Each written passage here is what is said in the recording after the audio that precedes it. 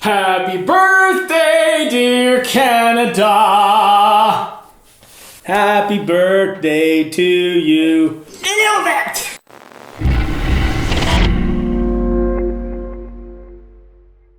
Happy Canada Day, everyone! This is James Talk with James and Manny from CascadeScents. What's going on, guys? So essentially for Canada Day, what we wanted to do, we picked 5 fragrances that were representing Canadian qualities. So the first Canadian quality, clearly, is polite. Canadians are very polite, right? Without a doubt. Oh, sorry, I almost spoke over you. Sorry, guys, sorry.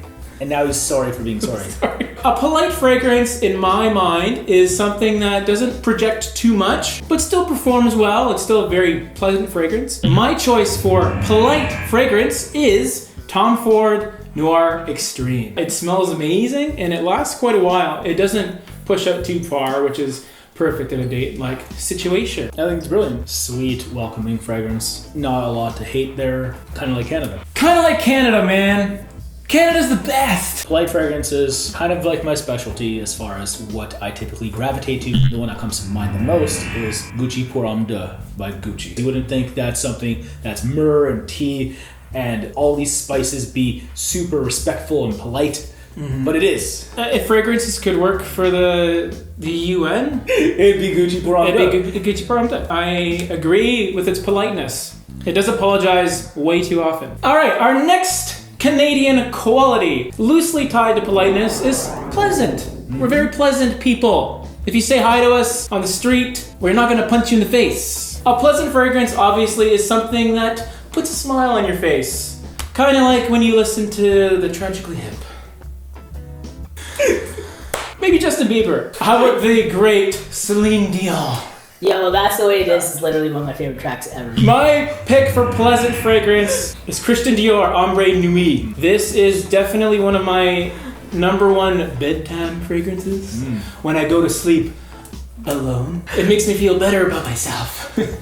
Because of the pleasant aroma. It hides the severe loneliness in my life with the beautiful stroke of amber. Ombre Nuit, wicked fragrance. Definitely a very safe yet delectable amber. A little bit of rose in there, a little bit of spice. Just a little bit, you know. Just a little bit, you know, on that 50-cent tip. Just a little bit. Let's keep it Canadian. Maestro Fresh West. Maestro Fresh West. Yo, shout out to Chocolate. Yes, it's an all time killing me. Manny, please let the audience know your favorite pleasant fragrance. Pleasant fragrance, without a doubt. Bal d'Afrique by Byredo. Something I like to call Baie d'Afrique. Baie d'Afrique. Yeah. And the reason is because nothing puts a bigger smile on my face when I smell it, and it is super pleasant, super inoffensive. Baie d'Afrique is Canadian because the founder of Byredo is actually Swedish Canadian. Ooh. Now, the third Canadian quality, of course, we're multicultural. Canada is fortunate enough to have all kinds of folks intermingling, and the way I want to represent this with fragrance is flankers. All the frankers.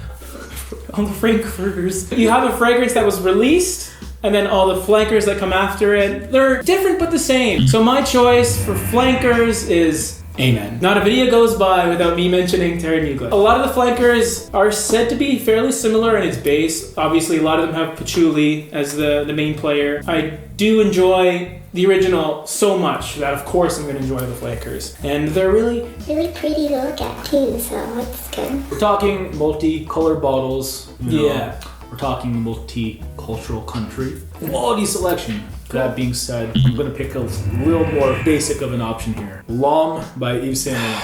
Yeah. The first word you think of when it comes to L'Homme is not one of their actual fragrances from Yves Saint Laurent. You think of the word flanker.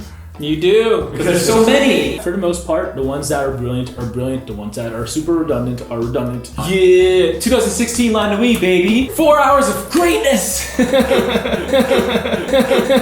The next quality that is quite Canadian is, of course, when there's all kinds of different people, they eventually blend together. We're, of course, talking about the best blended fragrance that you own or you have smelled. For my best blended fragrance that I own, it would be Naxos, part of the XJ Renaissance collection, 1861. This fragrance is Pure Havane, but put in a really expensive blender, like Blendtec. Naxos is a heightened version of Pure Havane, spicy tobacco gourmand. I did my nighttime test. I sprayed it on, and then I went to sleep alone with no companion by my side, just me. The next morning, it was extremely potent. It was still projecting after a full night's sleep. It's funny because my best blend is also my most expensive fragrance per ml, and that is Black No. 1 by House of Matriarch. Yes. We're talking a hell of a lot of raw ingredients,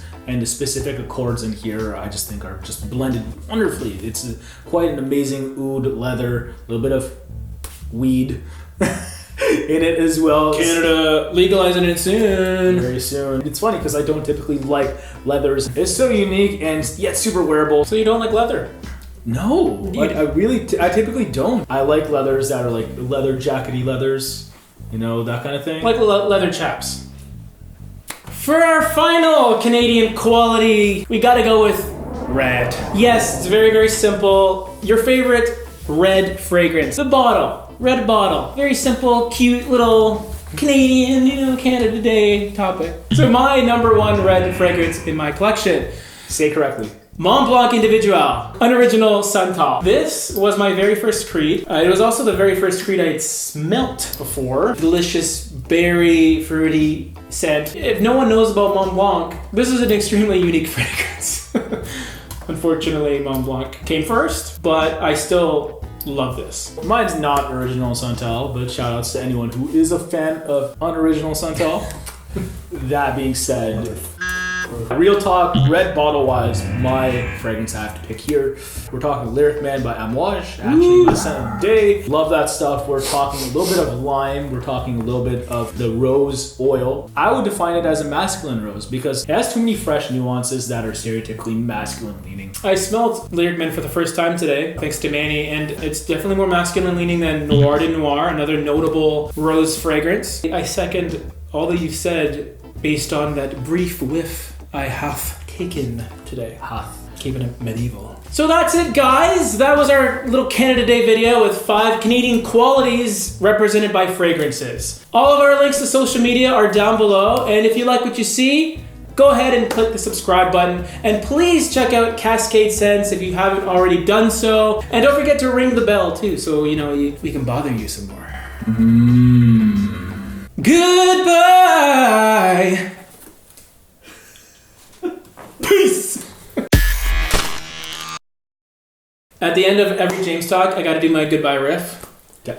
So if you want to try it after me, then okay, go for it. Goodbye!